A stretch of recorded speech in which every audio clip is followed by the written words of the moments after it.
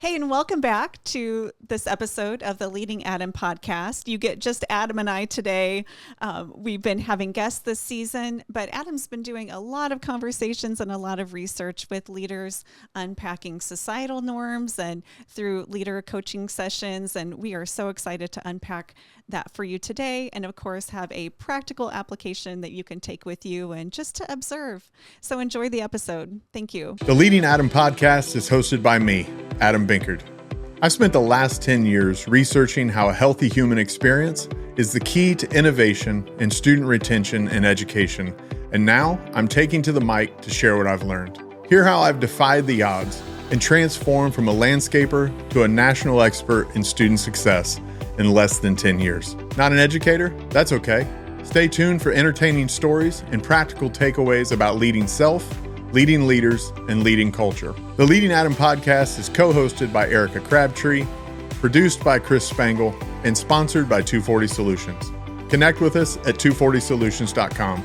And I hope you'll stay tuned because together we can change the world. Good morning. Hey, good morning.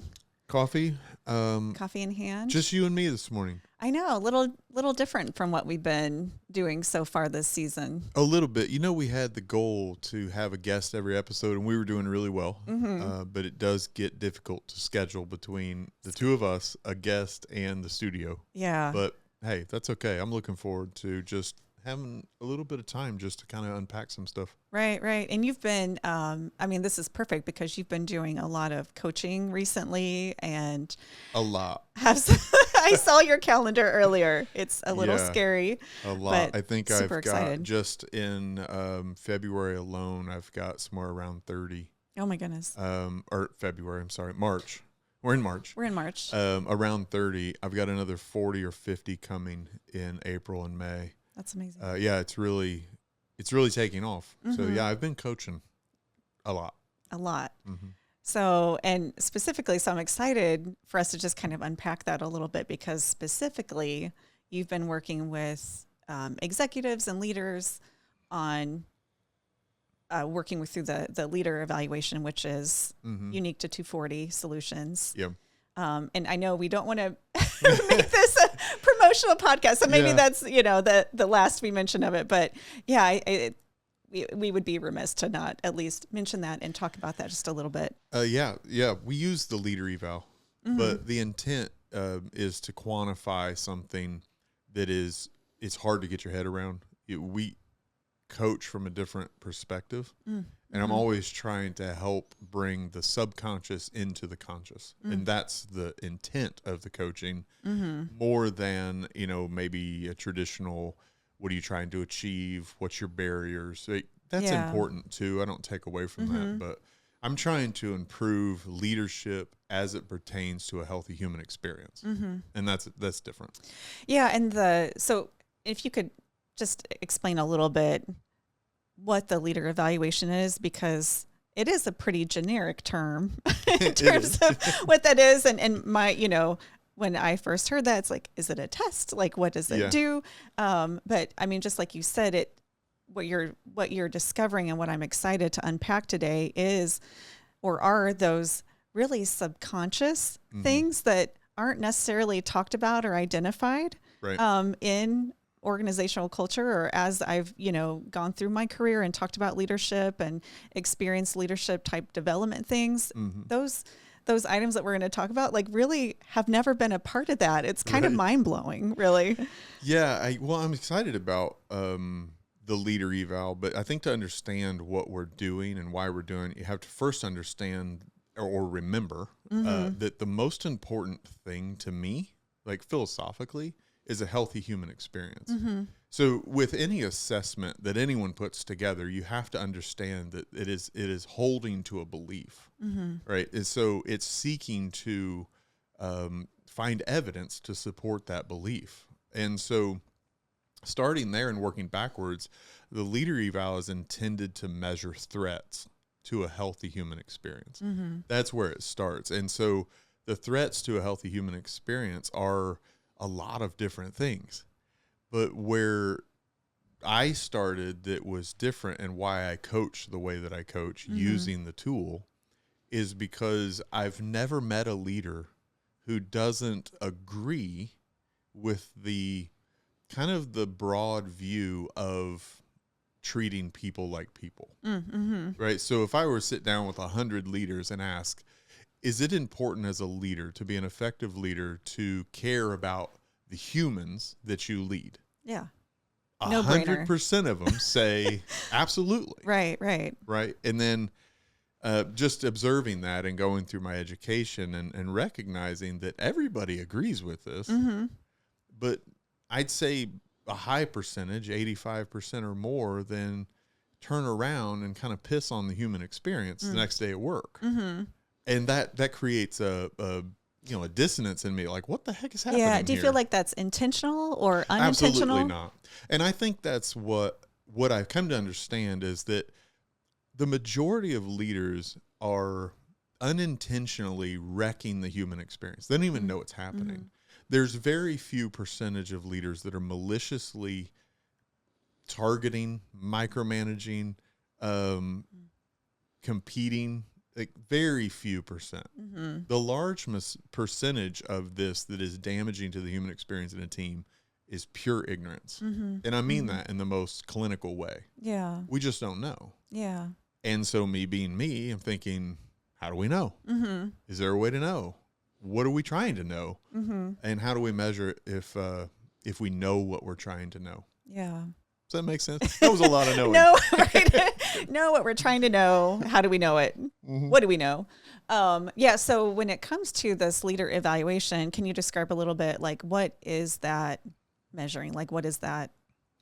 Yeah. So what we're trying to discover and doing successfully is subconscious influence to one's leadership. And so the intent is to bring in to the known what is unknown to the individual. And so oftentimes I would say, if you were to interview a team, the unknown to the leader is known to the team. Right? So you kind of start into this a little bit like a hint to the Johari window kind of a thing, right? Where, how do we bring what the team knows into the conscious of what the leader is aware of? Yeah. So that behavioral change that's meaningful to the healthy human experience can happen. And so, again, it kind of started with, which we've talked about. I have 2 master's degrees in leadership. My doctoral coursework done in leadership. I've focused a lot on leadership, and then recognizing in that process that there's this variance. So many people say yes, yes, yes, yes, yes, and then turn around and do the opposite. And so in that, it's like, well, where's that coming from? And that the importance of what got me here is relative to where I started, which is way, way off of leadership. Yeah. When you mention subconscious things that are happening that an individual may or may not be aware of even, I mean, those things, could those stem from things like trauma, how you were raised? Yeah. Prior experiences, lived experiences that are operating, at that subconscious level. Yeah. And that's really what kind of that married the two thoughts, right? So I'm getting my education in leadership, but I have a history of addiction and recovery. More importantly, a history of recovery. Right. In recovery, I had to wrestle down some things. And so it's relative to understand where I began in my journey with addiction is at the age of 15, I was sexually assaulted by a male. Okay. So in that, there becomes a trauma moment that begins to offer me opportunities. And I made choices based on those opportunities that led me to 13-year battle with addiction. Okay, so in that process, I had to work back through all of the things, because 13 years later when I entered recovery, this beginning instance was super present in my mind. I hadn't forgotten it. Right. Don't get me wrong. But a lot had happened between then and recovery. And so you start in recovery and you work back and you learn principles along the way about what recovery is and what the reality of someone struggling with addiction or life controlling behavior brings.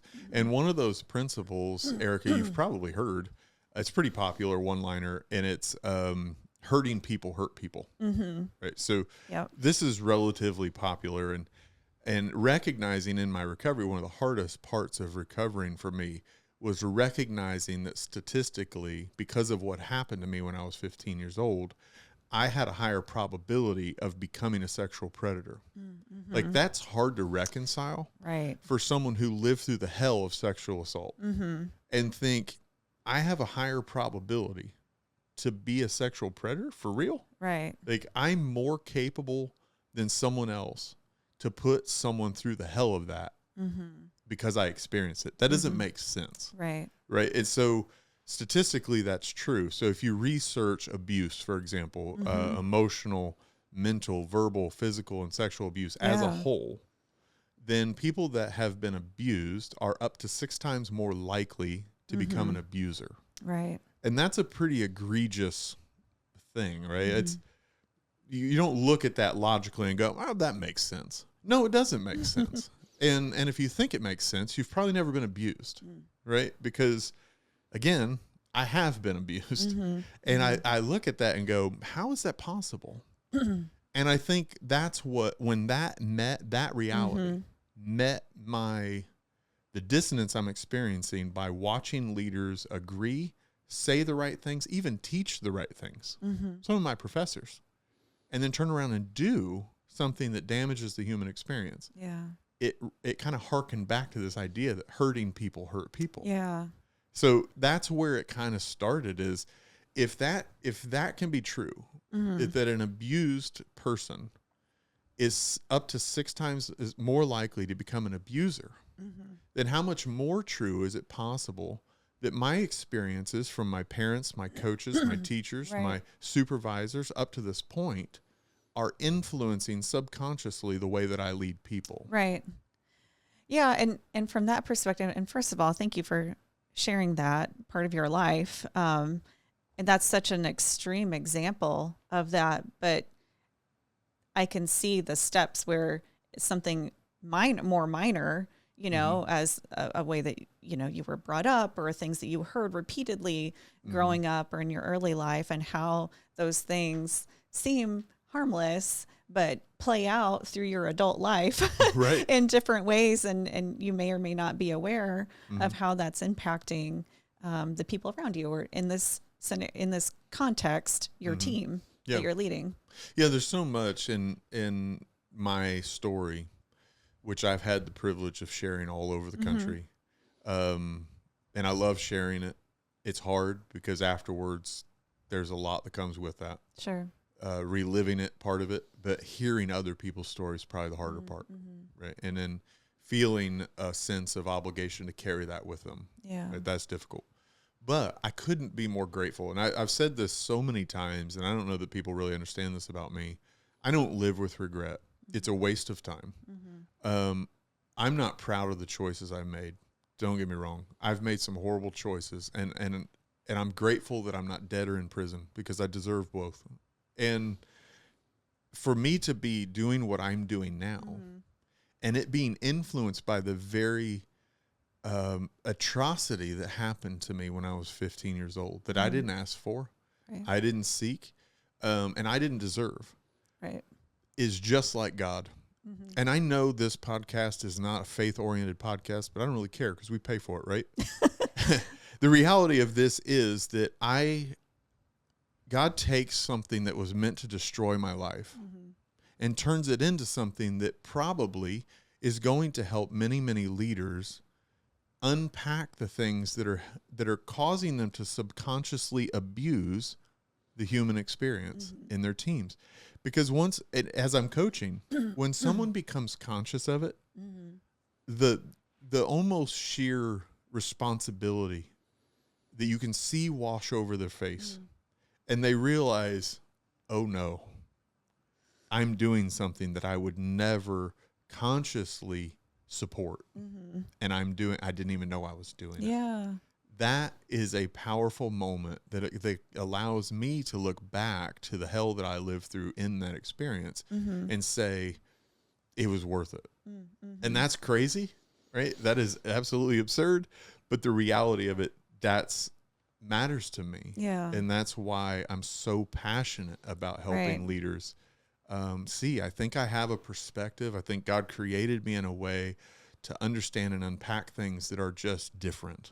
Like who else, has anyone else thought to try to measure the subconscious influence of leadership? I don't know. And I hope they have. But if they haven't, I am. Yeah. And I'm really going to drive hard to understand it. Yeah. And so within this, as we were talking about this, you're looking for, right now you have 20 different social norms Yep. that this is looking at.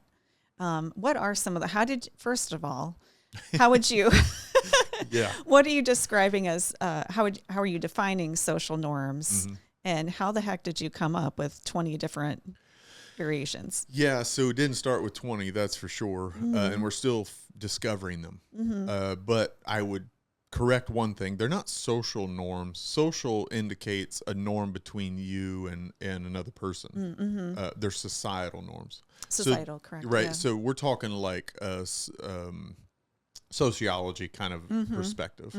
And what are some things that society holds as generally true for leadership? And that's kind of how it started. But it started really with one.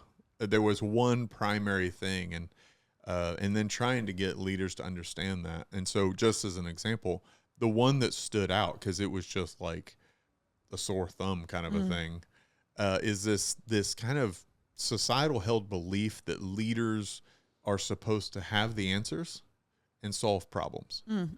That bleeds into leadership pertaining to a healthy human experience in a really unhealthy way. And so it kind of started with this one and going, okay, why is that happening? Because again, you can ask that leader and they will tell you, oh no, I don't know everything. Oh, I need my team. They're really sharp. But then you turn around and you exclude them from stuff, or you just constantly are solving and giving answers. What's happening there? Right. And that's really where it started. So we've gone from 1 now to 20 observed, and their impact to the human experience is variable. Some are really high, negative impact, and some are relatively standard. But I think all are worthy of moving from subconscious to conscious. Right. Right. So. Yeah. And do you think that those norms, and I would really quantify those or in terms of criteria, like really unique to American culture? Do you think that these societal norms would vary across different like generations or regions even, or, cultural differences? Like how do you... Yeah, I think it's a really good question. I think the evidence, the research is too early to know. My hypothesis is yes. I feel 100% certain that it would differ from regions, right? So if you're in Russia, Ukraine versus U.S., for sure, there's different norms, right, that people have been exposed to. The same would be true about South America or anywhere else. So I think that one is relatively certain. I think I'm starting to see trends emerge in the data at this point relative to generations, which is really interesting. We had Dr. Gilbert on, Jillian, and she has spent a lot of time studying this. Yeah. So I took the time to go ahead and schedule with her because I want to talk through this more. I think there's going to be something in there that is going to emerge, and I think the norms will change. Yeah. So this isn't a one and done kind of research. I think this is something that over time begins to morph. And as she talked a lot about Gen Z, their experiences coming up are a lot different than Gen X. So it's going to introduce new norms that we're going to have to pay attention to. And I think that's ever evolving. I think what happens, Erika, is that the norms will go from 20 to 50, but we'll see some of these older ones become less and less prevalent in the workforce because they were kind of generationally birthed. And I think they'll fade. Yeah. Yeah. And with the societal norms, you think about where we've seen those before, like how those societal norms came about, right? It's Like you said, it's observed behaviors that we've seen in the workplace, on television, in movies, how leadership roles play out. And so those are always evolving. Mm-hmm. Yeah, because Always the changing. media is evolving, parenting styles are evolving. Yeah. The home structure is evolving, right? I grew up in a two-parent home. That was the majority of my friends. Yeah. Well, that's so different now. So it definitely is changing, and I'm excited to see what comes of it. Yeah. But again, it's important to understand that we're looking at this through the lens of which of these norms are negatively impacting the human experience. So I think it's probably worth taking a couple of the norms and looking at it from both sides. Because let's just take the first one, and then maybe you've got some that you picked off the report. Right. But let's take that first one that we talked about, that we identified. Leaders, society would say, is a good way to say this. So when we list the norms, it would say leaders have the answers to solve problems. That's the norm. But all of the norms can be kind of positioned or given context by saying society might say, or society generally believes that leaders have the answers or solve problems. If you take that at face value, you can look at it and go, that's actually a good thing. I don't think anybody is saying, I wish my leader was incompetent. Right. Right? Nobody wants that. Well, you expect a leader to have a certain level of experience and wisdom or education or combined, experiences to have. Right. Be able and to that's have what we're answers. finding really with all the norms. And that's why I want to see what you picked out of the report we can talk about, because all of them, you can look at it and go, yeah, that's actually good. There's an element of good in the norm. But like anything else, moderation is important. Right. And when we think of the human experience, that's where we typically get it, is these things become out of balance. And so when a leader begins to take on so much of this hero mentality, I have the answers, I've solved the problems, I'm the go-to person, then your curiosity is diminished. And when your curiosity diminishes, you are just crapping all over belonging and vulnerability. Yeah. And for sure, shared purpose. Yeah, because if you have the answers, why should I speak? Right. And that feels a little bit too like self-preservation. Yeah, right. Like, well, if I start letting my team have answers, then what's going to happen with my role? Well, and is it possible it's an identity crisis? Yeah. Right. More, Who because am self-preservation is such a selfish motive. But I think identity is probably more of a subconscious and selfless motive. I'm not trying to be defensive or possessive, but this is who I am. Yeah. Having the answers is who I've become. Yeah, there's so much. And, I love psychology. And I like sociology, and my experiences lend me to look at things differently. Right. So yeah, I don't know. Is there a norm that you look like? You saw the report. I did. You have not done the leader eval. I have not. You have not. I have not. But you've seen the report that people get when we do this. Is there something that jumped off in there for you? Maybe one little one. So if you want something done right, do it yourself. I think that was most convicting to me in my personal life. Sometimes also work life. It's hard to delegate. Yeah. It takes time to sometimes, and I do this all the time at home. It's probably the worst where I'm seeing it there. It takes more time for me to teach one of my kids how to do something. Yes. Or the dishwasher. Let's just use that as an example. A nice simple one. It's like Tetris to me. I love loading the dishwasher, getting everything packed in there, and making sure that there's no dishes left in the sink. Right. So that's my motivation. But trying to get the rest of my family to pack it in the way that makes sense to me. So I'll just do it myself. And then it's done right. That's a nice, simple example. And I think I say all the time, the easiest way to understand something complex is to oversimplify it or over-exaggerate it. So when I talked earlier about abuse, that's kind of blowing this out and going, okay, well, gosh, that's kind of harsh. I don't want to think about it like that. Yeah. That's over-exaggeration. This is a great example to kind of oversimplify the thing. And I think what we're going to find, first and foremost, this one of if you want something done right, do it yourself, I believe is going to fade with the generations. I think this kind of thing was really drilled into Gen X. I think boomers, this was hardcore. Yeah. And I think it's tied to the way we viewed work ethic. But I would agree with that. I don't think it's going away. And here's why. I think that there is a strong root of this that is connected to personality type. And so if you want something done right, do it yourself starts to sound like, if you're an Enneagram fan, the reformer. Number one, the perfectionist, right? And so you start adding this in, and it's not the issue that they can't get all of the dishes in the dishwasher. It's that they can't get them in there the way that you would do it, right? Right. And that becomes a challenge. And when we're leaders in that mentality of, if you want something done right, do it yourself, that norm, societal norm, is influencing us subconsciously, then I look and say, that's only 80% of the quality I could achieve. The 80% will get it done. You know, Kevin Wachtel was on, Dr. Wachtel. Yeah. He had a saying I loved, Gitmo, good enough to move on. Yeah. And that was so important in us being able to execute the strategic plan.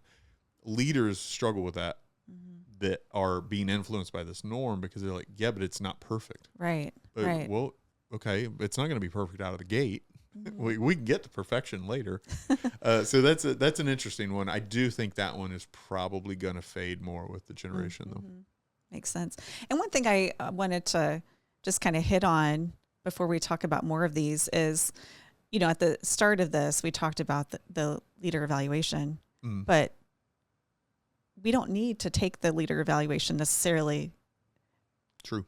To look for these as we go about our day-to-day life, Right? right? Yeah, I think it goes back to ignorance, right? Yeah. The only way to overcome ignorance is really education.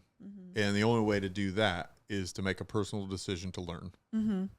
You know, how did I come to this? I started observing within myself and with others. So that requires a little bit of emotional intelligence. But I think you're right. It's, you know, every session that I have with someone around this, because it's important to know, because there may be someone listening going, I want to take the leader eval. Okay, fine. But it's not a thing you take and get a report. This is a thing you take and then have a conversation. Because this is not a standard report. It's not a standard measurement. And so in that, every session ends with the exact same directive. Don't change anything. And I think that catches people off guard, because isn't that the point of coaching? And I disagree. I think the point of coaching in this is awareness. And what we need to do is then pause after something has been potentially moved from subconscious to my conscious. I need to pause and say, I'm going to go about life as normal, but I'm going to observe now and pay attention to what you've identified. Does it show up? Because the reality is, every assessment has the risk of being wrong. You know, I think what's interesting about this is a lot of people look at it and go, I don't think that's right. And then they'll circle back and go, well, it turns out you were right. Well, I wasn't right about anything.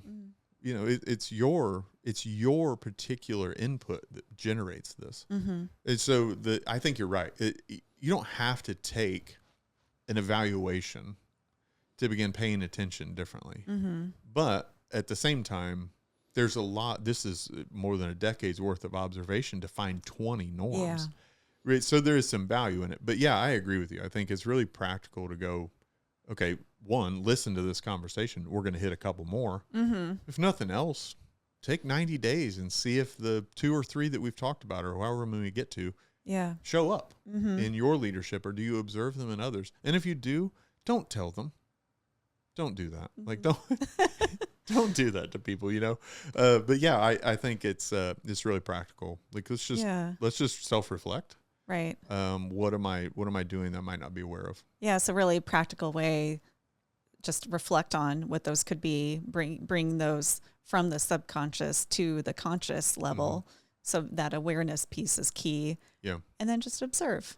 Yeah. So let's throw one out that is, that'll make people's stomach turn. So let me look right at you. If you have experienced via parenting or supervision in your career micromanaging that was pretty obvious and extreme, there's a really good chance, a really good probability that elements of micromanaging are bleeding into your leadership. That's what we're talking about. The self-reflection looks back and says, what about my experience as a team member, as a follower, was negative from a human experience? It made me feel like I didn't matter. It made me feel like the work I did didn't matter. It made me feel devalued or unseen or unheard. Yeah. Think of those things and then just accept that it's possible you are doing that to other people. And I think every time I have this conversation with someone, they're like, I would never. Well, I'd never become a sexual predator either, but my probability was higher. And for me to deny that makes me build my development, my recovery in this case, but my development of leader on a lie. Because then I say, well, I experienced, so I'm not going to do that. I'm going to avoid it with everything in me. Statistics disagree with you. And to ignore the mathematical equations that come to this conclusion is pure ignorance. In fact, it's beyond that, stupidity. And I think that's why we don't self-reflect in this. So it's like, well, Adam, I can't sit here and imagine norms. You don't have to. Just think of the things that made you feel like a piece of crap as an employer, and then accept or as an employee, and accept the reality that it's very possible that is bleeding into my leadership. And it is your responsibility to try to change that now. Yeah. Does that make sense? It does. So obviously we're not going to cover all 20 norms. Right. But that's a good way to at least start, because that's kind of how it started for us. Yeah. And that makes sense. And I'm curious what you're seeing through the work that you've done. Like, what are you seeing as, like the top 3, let's say, that are coming up repeatedly? Number one, hands down, is the one that we mentioned. I think it's such a strong presence. Leaders have the answers to solve problems. You mentioned movies, media. I mean, just think about that culture. Superhero movies, action movies, love stories. Yeah. The character that is the, leader in this, typically is the go-to. They have answers, they have solutions, and they are the hero. So that one's really prevalent, and I think it's worse because of media and the way that Hollywood presents this kind of thing. Right? It would be pretty boring action movie. Well, I would say for some reason my brain goes directly to like the Marvel movies and like Iron Man, and like, who would Iron Man be if he just sat back and let his team do all the work? Pulled in a group of constituents to get their perspective on the alien invasion. He wouldn't be Iron Man. Yeah, nobody's going to watch that. But the reality, again, that's why it's important to go, well, the most important thing here is not execution. It is not effectiveness. It is a healthy human experience. So let me give you an example, and then I'll tell you the other, maybe a couple more that are really top. Okay. So my daughter came to me a couple weeks ago. She works professionally as a case manager for a youth DOC. Okay. So she came to me, and she was just kind of venting, if you will, processing with me, because she knows what I do, about work. And she's like, Dad, they motivate by fear. I just don't know when they're going to realize it doesn't work. And I said, whoa, hold on. It works. Yeah. That's why they do it. But it's not sustainable. Andrew Adeniyi talked about this a little bit, I believe, in our episode, that it's one of those things that it happens because it works. But that's where we can draw a line and go, effective and a healthy human experience don't have to be in the same place. A healthy human experience always leads to effective, but effective does not always lead to a healthy human experience. Right. And you can see it in that way.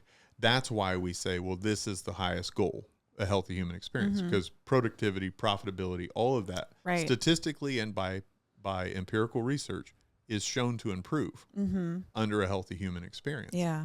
So another one, Erika, that's really popular is trying to think how it's worded. My team knows what matters. They're adults. This is pretty popular. That was another one of my favorites on there. So what do you think when you hear it? What do you think it means? I think it's just making assumptions about how people, adults, are expected to behave, or that they know Yeah. They should know just because they're Right. grown-ups, I guess, but that may or may not always be the case. Well, I think so. What we see, let's look at the positive first, because I said all of them have a positive component. Yeah. The positive in this It could look like autonomy. Yeah, exactly. And it looks and says, you're an intelligent adult that has value to bring. I want to give you autonomy. Yeah. And then when out of balance, what it diminishes is shared purpose, and it diminishes our belonging, because I'm at a place where I'm going, well, I don't need to tell you why we're doing this. It's just a part of the job. But that why helps build value in the fact that I matter and what we're doing matters. And so we begin to miss that, because our healthy belief that autonomy is important turned into an unhealthy state that says you should just know and you should do it because you know. Yeah. Does that make sense? It does. And I, as I'm envisioning that, it also could make that employee feel like, well, maybe I can't ask questions because then it would seem like I don't know. I can't be vulnerable and say that I'm not sure or I need help with this. I'm supposed to be doing this on my own. Everyone else apparently knows. Right. They're doing it. Everybody. Right. Yeah. That's a great point. I hadn't thought of it in that view. You're right. Yeah. I'm trying to think. Let's hit one more that I'm seeing emerge in the data that we have is blanket corrections are acceptable and effective. This one, I see this one quite a bit. Yeah. And it is, I don't know if it's confusing to people at first, but we put this in there because this is actually one of the original three. So we kind of had this kind of start, and this was one that was observed because we were watching teams. So when you have a department or a team of people that by and large do the same basic job, right? They may have different focuses within that job, but by and large, they do the same basic job. Then it seems prudent and justified when there is a mistake that's made by an employee or two on the team to say, you know what, everybody needs to be reminded. Right. And so you do an email blast or you bring it up in the team meeting. You say, hey, just a reminder, everybody, we need to make sure we're filling in this box in this manner, because when we don't, it messes the system up down the line and we're creating issues. Well, what happens in that is, and again, there's a value there. Yeah. The value is consistency, and the value is process that's held. That there's nothing wrong with that. It's a devalue to the human experience, because the one or two that know they've made that mistake and they're still making it, feel called out. And now suddenly they feel like everybody knows and everybody's talking about me, which makes me feel really, really foolish. And now I'm humiliated. Yeah. Foolishness and humiliation are not a good part of a healthy human experience. Right. And then the other side of it is just like church volunteering. You know, that some pastor gets up on the platform and says, we need volunteers. We got to cover the nurse. We got to do this. The only people that hear that announcement are those who are actually already volunteering. And then they go, I guess I can do more. And so the same principle is true in this. And that's, again, the social norms. You can see these things play out in other situations. Those who are sitting in that room and a blanket correction or direction or statement is made, they're going, I can do better. I can be better. And they put stress on themselves. And you're going, that's not a healthy part of a human experience either. Yeah. So, yeah, those are probably the three that we're seeing emerge. There's more egregious ones, of course, but those are the most popular at this point. Well, and that one too, with a blanket correction across the team, you know, from a leader's perspective, feels like, okay, I'm going to provide some training. I'm going to, you know, keep everybody informed and updated, right? Which feel like good things, except, I mean, just in the example you gave, you know, there's one or two employees who are actually having that problem. Maybe there's a reason why they're having that, you know, to really understand there's something to go beyond that and really have more of a one-on-one conversation and say, hey, you know, Adam, I noticed that, you know, you keep missing this step, which is a really important part of the process. Like, tell me, like, let's talk about that. And maybe there's some source, you know, root Right. problem that is causing Adam to forget this part of the process. And I'm always curious about the why behind that. You know. Well, I think in that example, it's really easy to go, that person in hearing that is likely just processing it as try harder. Yeah. And there may be legitimate barriers Right. that are keeping them from actually executing whatever the case or the situation is. And it's prudent and it's human to sit down and go, here's where we need to be. We're not there. What's going on? Like, that's a human conversation. Right. And that is a part of a healthy human experience. So yeah, you're pinpointing right on. And all of them have threads to that kind of thing.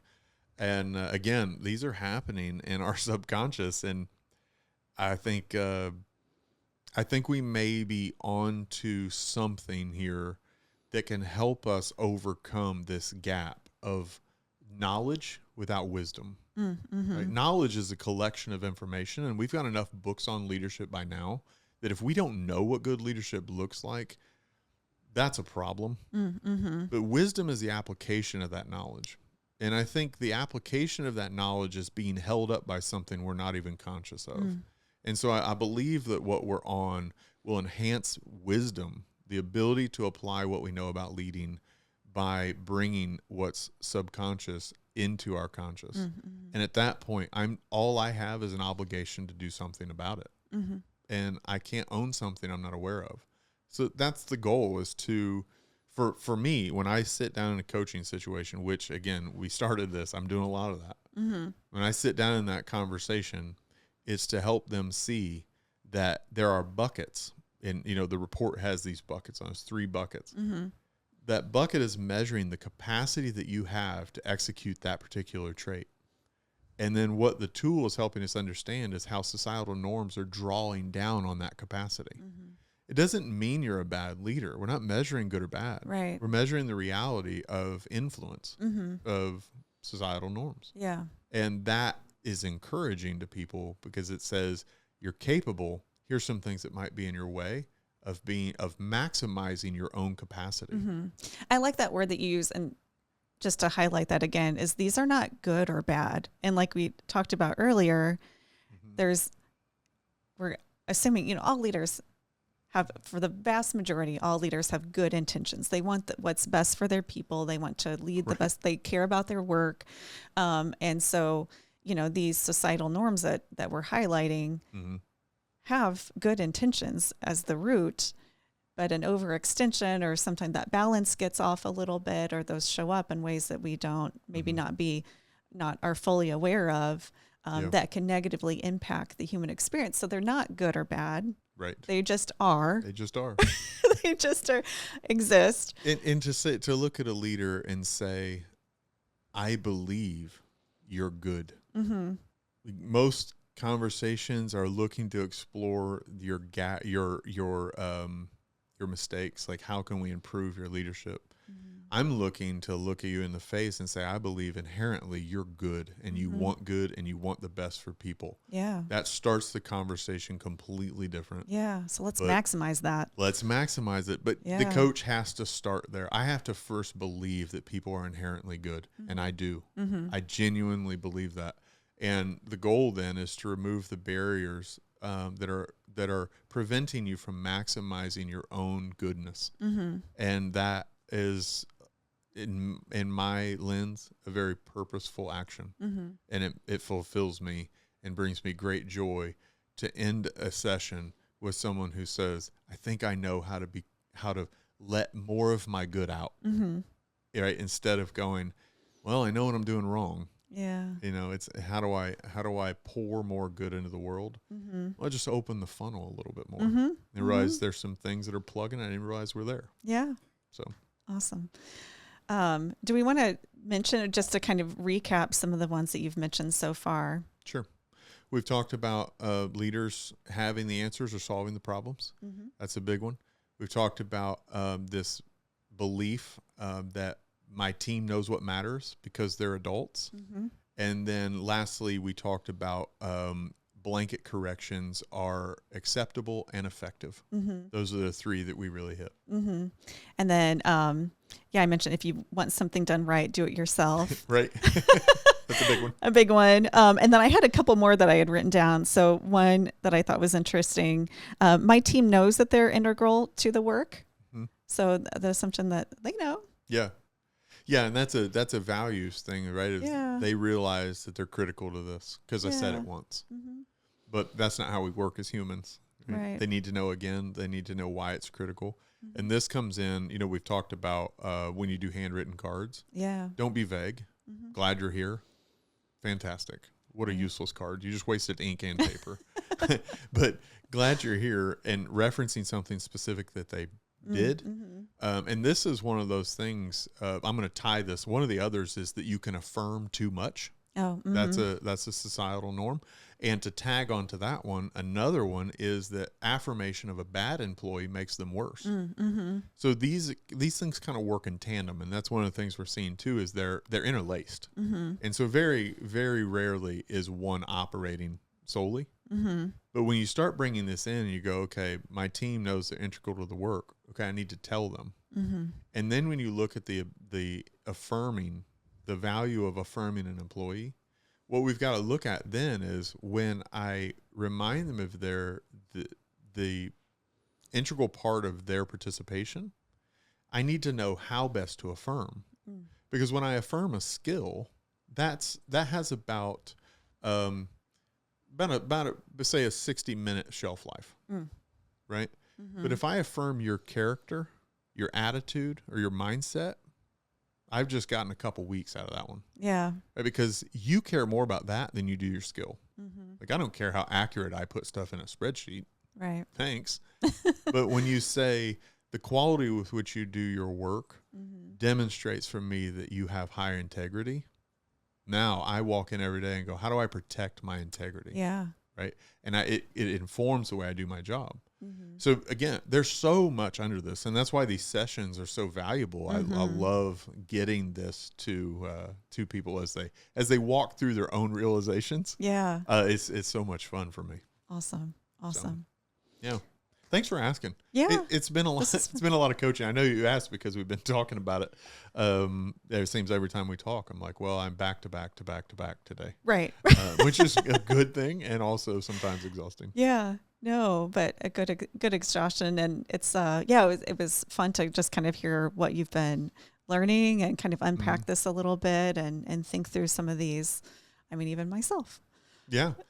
Well, we're committed to continuing. It's a research project as much as it is a business venture. And I think the more we can understand about this stuff, the more valuable we can, or more impact, we can bring to leader development and growth. And what a valuable piece to add to society. So absolutely, we're hoping to get there. And anyone, of course, that has questions, 240solutions.com, you can reach out to us that way, or comment on YouTube. We'd love to hear your thoughts about this. Maybe a norm that you wonder is in the thing, and you want to ask about it. Mm-hmm. Go for it. We'd love to hear it. Awesome. Thanks for asking. Yeah, of course. Thanks for joining us here at the Leading Adam podcast. We hope you found inspiration and hope to see you again next time. Leave us a comment on YouTube, or if you have an idea for a future episode, let us know that too. You can connect with us at 240solutions.com. Thanks, and we hope to see you again next time.